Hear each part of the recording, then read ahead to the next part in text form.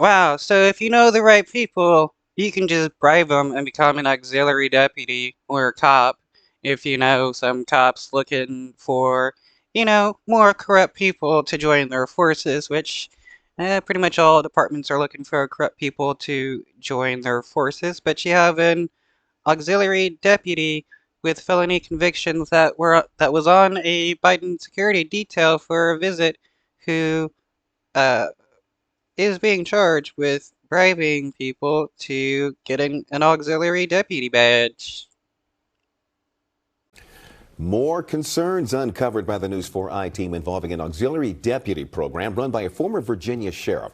Scott Jenkins is his name, and he is scheduled to go on trial this summer. He's accused of taking bribes for auxiliary badges. Investigative reporter Ted Oberg and the I-team dug up confidential law enforcement records showing how one of those auxiliary deputies, a convicted felon, was assigned to a presidential security detail. Ted has more now on how it happened.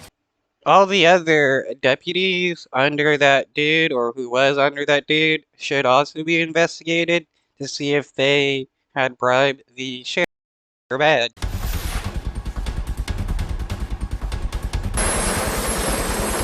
Nothing seemed out of the ordinary as Marine One taxied at the Culpeper Regional Airport February 10, 2022. President Biden was at Germanna Community College that day to pitch prescription drug price relief.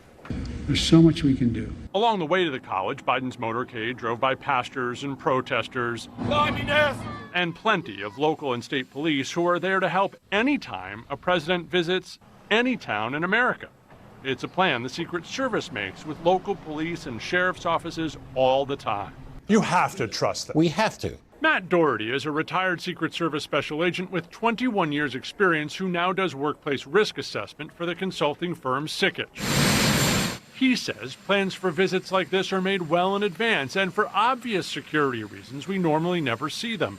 But after this visit, the I-team obtained a copy of the 20-page law enforcement sensitive plan for the White House executive visit that day. Most of it's expected. Virginia State Police and Culpeper County deputies assisting Secret Service teams and posted at entry points to the airport. But there on page 11, assigned to roam at the airport as backup to all other deputies securing the location, Culpeper Auxiliary Deputy Rick Rahim, a name we know well from our investigation of bribery allegations in Culpeper.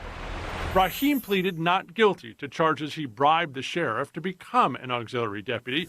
He is expected to change course and plead guilty next week, according to filed court records. But before Yeah, dude knew he got caught in his lies trying to deny what he did, and now he's gonna change his plea. That's funny.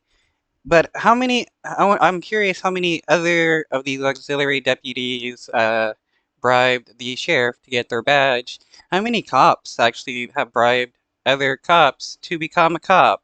That is a good question. There needs to be an investigation done about that.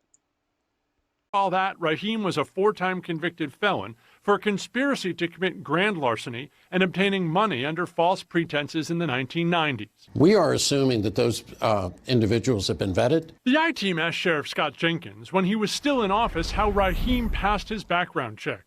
He didn't answer. And these days, Jenkins' attorney isn't answering questions about why Rahim was included on the security plan. Jaw-dropping that this would happen in a U.S. police department, that a convicted felon would be authorized not only to carry a gun and badge, but charged with the protection of the citizenry and to support the Secret Service in their protective mission. In a statement, the Secret Service Chief of Communications told the I-team, the Secret Service protective model ensures the highest level of security for our protectees. There were no security considerations or issues that impacted the president's movements during the 2022 visit to Culpeper, Virginia. As it relates to vetting partner law enforcement agencies that assist the Secret Service, there are rigorous legal and background requirements to obtain law enforcement certification in every state. Well, that's obviously a lie when you can just bribe people to get a badge. Local jurisdiction is responsible for ensuring the efficacy of that process. In this instance, there may be questions as to whether that process was followed. The Secret I mean, obviously it wasn't, since the dude was able to bribe a guy and get a badge. Service wouldn't comment more, specifically citing the pending federal case against Jenkins, and Raheem's attorney didn't respond to the I-team's questions. To be very clear, was the president ever in danger because of this person? Absolutely not. Absolutely not. But how smart of an idea is it for this local agency to allow this to happen? A horrible dereliction of duty. We dug into that plan a little bit more. It did require more than a dozen deputies at the airport that day. Raheem, one of at least 3 auxiliaries we saw on the schedule, but the Culpeper Sheriff's Office had dozens of auxiliary deputies on the roster to choose from. We asked former Sheriff Jenkins through his